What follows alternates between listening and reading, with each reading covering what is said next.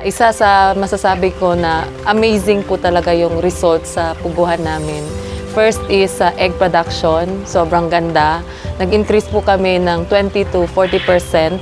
Weekly basis po yon kasi kinakount namin to weekly, daily harvest. So makikita namin yung growth. Second is yung makikita po namin yung mortality rate na sobrang baba ng mortality rate namin.